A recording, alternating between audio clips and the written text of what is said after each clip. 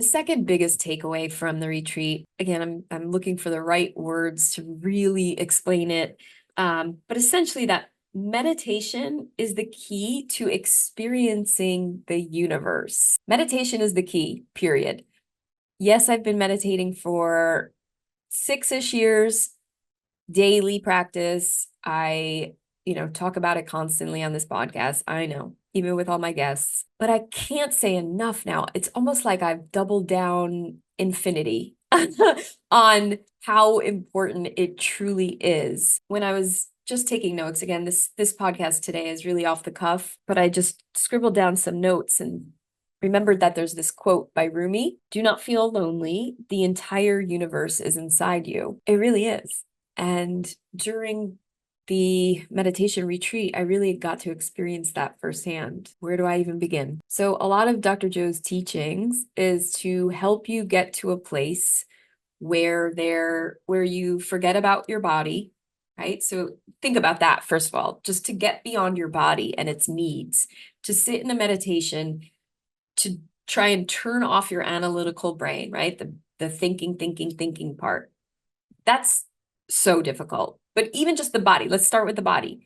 You're sitting there, your back might hurt. You have an itch on your face. Your body's calling, saying, I need to go to the bathroom. I need to get up. I'm hungry. I want a snack, right? All of these things that, like our hormones are really running the show.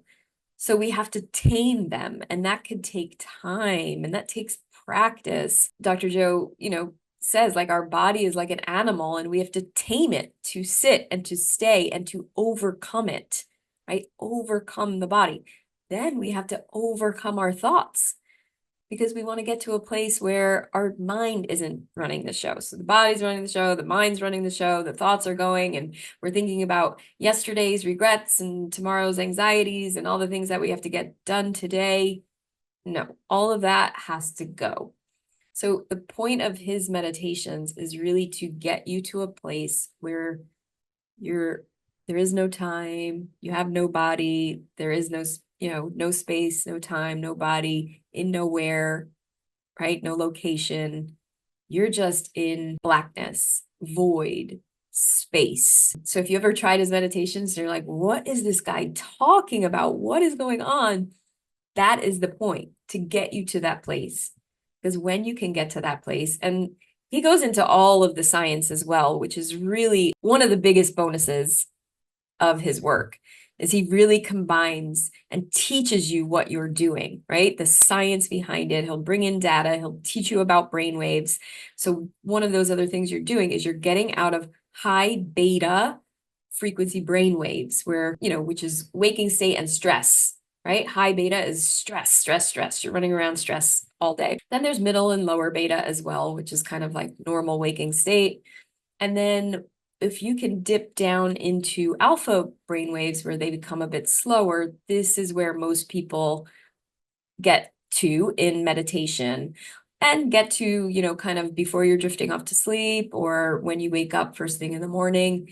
Those are really good times to meditate as well because naturally your brain waves have slowed down. But then there's theta, and that's a really, really deep level. And I, again, believe that a lot of us can reach those levels in his meditations. And I sure did I think, I can guess I did in a lot of those meditations. But I even went beyond that. And at the risk of sounding a little nutty, there was a meditation that I experienced where my head started to move on its own and circle big circles, medium circles, small circle, until it was just like vibrating on its own, kind of like an antenna, getting straighter and straighter and straighter and just like poof, pointing, directing towards the universe. Who knows? That happened. And then my brain itself started to vibrate. So I started to feel like my left side of the brain was completely like electric. Then it switched to the other side, the right side of the brain. And then the back of the head, right? Lower back of the brain. And it happened all like 3 separate sections until all of a sudden my entire brain, my entire head literally felt like I plugged it into an electric socket. It sounds so funny saying it out loud. And while I was experiencing it, I'm just like, oh my God, this is amazing. This feels so powerful. It's it's like, what I would read about or hear about when people talk about the third eye opening, and it truly is the connection to the universe, but the only way to get there is within you. So now I get that quote on a whole new level, right? Whole new level that the universe is inside you. With that said, I was able to get back to that place a lot more. And even since I've left the retreat as well, I can still get that buzzy feeling in my head where I just feel super connected to universe. And look, for those of you out there that are more religious or less religious, it's all good.